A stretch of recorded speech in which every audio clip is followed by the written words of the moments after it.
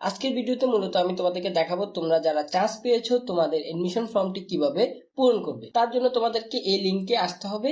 এই লিংকে আসার পর এখানে অ্যাপ্লিকেন্টস লগইন যে অপশনটি দেখতে পাচ্ছ, এনইউ অনার্স এডমিশন যে অপশনটি রয়েছে এর অনার্স অ্যাপ্লিকেন্টস লগইন যে অপশনটি রয়েছে এখানে ক্লিক হিয়ারে গিয়ে ক্লিক করবে। এর আগে আমরা একটু সার্কুলারটি দেখিনি। তোমরা যারা চান্স পেয়েছো তোমাদের 28 তারিখ থেকে 15 জুলাই পর্যন্ত তোমাদেরকে অ্যাপ্লাই করতে পারবে অনলাইন ফর্ম ফিল আপটি, এবং সেখানে তোমাদের যে নিশ্চয়ন ফি রয়েছে সেটি সহ কলেজের নির্ধারিত ফি সহ তোমরা যে কলেজে চান্স পেয়েছো সেই কলেজে ভর্তি হতে হবে। এবং আইটি বিষয় মনে রাখবে, তোমরা যারা মাইগ্রেশন করতে চাও তাদেরকেও অবশ্যই ভর্তি হতে হবে, না হলে কিন্তু মাইগ্রেশন করা সম্ভব হবে না। ভিডিওতে বিস্তারিত আমরা আলোচনা করব। এরপর এখানে তোমাদেরকে ক্লিক করলে তোমরা এই ট্যাবটি দেখতে পাবে। এখানে তোমাদেরকে অ্যাপ্লিকেশন যে পিন নাম্বার এবং তোমাদের যে আইডি নাম্বারটি রয়েছে তোমাদের অ্যাপ্লিকেশন ফর্মে রয়েছে সেই ফর্ম থেকে তোমাদেরকে অ্যাপ্লিকেশনের যে রুল নাম্বারটি এবং পিন নাম্বারটি এটি দিতে হবে। ফিল আপ করে লগ ইন বাটনে ক্লিক করতে হবে। এরপরে তুমি যদি চান্স পাও তাহলে এখানে লেখা থাকবে কংগ্রেচুলেশন। এরপরে তুমি কোন সাবজেক্ট পেয়েছো সেটি লেখা থাকবে, এরপরে কোন কলেজে সেটি লেখা থাকবে, এবং এডমিশন ফর্ম যে অপশনটি রয়েছে এটি পূরণ করতে হবে। আমরা মূলত তোমরা যারা চান্স পেয়েছো তাদেরকে নিয়ে এডমিশন ফর্মটি কিভাবে পূরণ করবে সেটি দেখাবো। আর যদি তুমি চান্স না পাও সেক্ষেত্রে হয়তো এটি লেখা থাকবে, তখন লেখা থাকবে you have got passing mark, অর্থাৎ তুমি পাস মার্ক সেটি পেয়েছো, কিন্তু মেরিট লিস্টে আসার জন্য যে সাবজেক্ট সেটি তুমি পাওনি, অর্থাৎ তোমাদেরকে দ্বিতীয় তৃতীয় মেরিট লিস্টের জন্য অপেক্ষা করতে হবে। আর যদি তুমি ফেল করো অর্থাৎ তখন তোমরা এইভাবে লেখা দেখতে পাবে, you are not in the merit list any authority. এই লেখাটি দেখতে পাবে, তার মানে ফেল করেছো, পুরোপুরি তোমাদেরকে আবার পরীক্ষা দিতে হবে, অর্থাৎ আগামী বছর গিয়ে তোমাকে পরীক্ষা দিতে হবে। এবার তোমরা যারা চান্স পেয়েছো তোমাদেরকে এখানে এডমিশন ফর্ম যে অপশনটি রয়েছে এখানে ক্লিক করতে হবে। এবার এখানে ক্লিক করলে তুমি তোমার ডিটেলস দেখতে পাবে, তুমি কোন সাবজেক্ট পেয়েছো সেটি। এখন তোমরা এখান থেকে যে অপশনগুলো খালি রয়েছে এগুলো পূরণ করে দিবে। সবার প্রথম তোমাদেরকে ন্যাশনালিটি পূরণ করতে হবে, সেটি পূরণ করে দিবে। এরপর মেরিটাল স্ট্যাটাস কি সেটি তোমরা পূরণ করে দিবে। এরপর হলো তোমাদের গার্ডিয়ানের বাবার যে কোনো একজনের নাম দিয়ে দিবে, গার্ডিয়ান মোবাইল নাম্বারটি দিয়ে দিতে হবে। তোমাদেরকে গার্ডিয়ানের যে অ্যানুয়াল ইনকাম সেটি তোমাদেরকে দিতে হবে। অ্যানুয়াল ইনকামের জায়গায় তোমরা তোমাদের গার্ডিয়ানের যে অ্যানুয়াল ইনকাম সেটি দিয়ে দিবে ইচ্ছা মতো।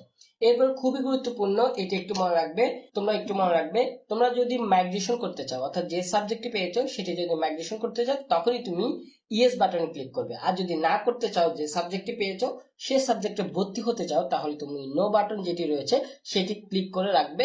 শুধুমাত্র মাইগ্রেশন করতে চাইলেই তুমি ইয়েস বাটনে ক্লিক করবে। এখন কথা হলো কারা মাইগ্রেশন করতে পারবে।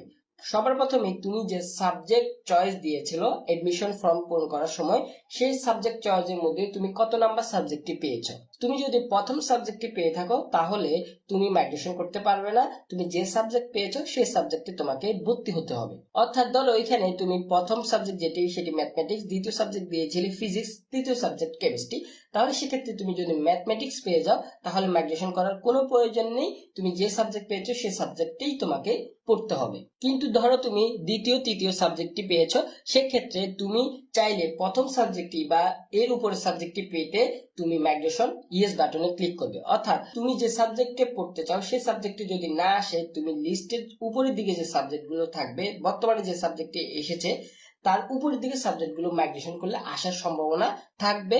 এবং এই মাইগ্রেশনের রেজাল্টটি দেওয়া হবে তোমাদের দ্বিতীয় মেরিট লিস্ট যখন আসবে, তখন এই মাইগ্রেশনের রেজাল্টটি দেওয়া হবে। তখন তোমাদের কোনো টাকা লাগবে না। এখন যেহেতু তুমি ভর্তি হয়ে যাবে তখন কোনো টাকা পয়সা দিতে হবে না। শুধুমাত্র রেজাল্টটি আসলে তখন তুমি যে সাবজেক্ট পাবে সেই সাবজেক্টে তোমাকে ভর্তি হতে হবে, অর্থাৎ পড়াশোনা করতে হবে। এখন আসলে ডিটেলস এর ক্ষেত্রে তোমাদেরকে পার্মানেন্ট অ্যাড্রেস দিতে হবে এবং প্রেজেন্ট অ্যাড্রেস দিতে হবে। এর ক্ষেত্রে তুমি পার্মানেন্ট অ্যাড্রেসের ক্ষেত্রে তোমার স্থায়ী ঠিকানা যে ডিস্ট্রিক্টটি সেটি সিলেক্ট করে দিবে।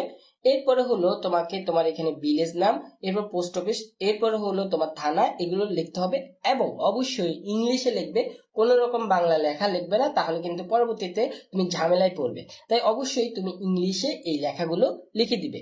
এরপরে একই রকম ভাবে প্রেজেন্ট অ্যাড্রেস দিতে হবে, প্রেজেন্ট অ্যাড্রেসের ডিস্ট্রিক্টটি এবং ডিটেলস গুলো দিবে। এরপর সেভ ইনফোতে ক্লিক করবে। সেভ ইনফোতে ক্লিক করলে তোমার যাবতীয় কাজ শেষ। তোমাকে ডাউনলোড পিডিএফ যে অপশনটি দেখতে পাচ্ছ এখানে গিয়ে পিডিএফটি ডাউনলোড করবে এবং এই পিডিএফটি গিয়ে তোমরা যে কলেজে চান্স পেয়েছো সেই কলেজে গিয়ে তোমাদেরকে পিডিএফটি জমা দিতে হবে এবং সাথে তোমার এডমিশনের যে ডকুমেন্টস গুলো সহ তোমাদেরকে গিয়ে কলেজে জমা দিতে হবে এবং তারপরে তুমি ভর্তি কার্যক্রম সম্পন্ন করবে। এবং পেমেন্ট দেওয়ার জন্য তোমাদেরকে যে কাজটি করতে হবে, পেমেন্ট দেওয়ার জন্য তোমাদেরকে অবশ্যই কলেজের যে নোটিশটি সেটি দেখে নেবে। এবং আরেকটি বিষয় মনে রাখবে, অ্যাপ্লিকেশন ফর্ম যেটি এখন ডাউনলোড করবে সেখানে তোমার সিগনেচারের জায়গায় তোমার সিগনেচার দিবে এবং গার্ডিয়ানের সিগনেচারের জায়গায় গার্ডিয়ানের সিগনেচারটি দিয়ে দিবে।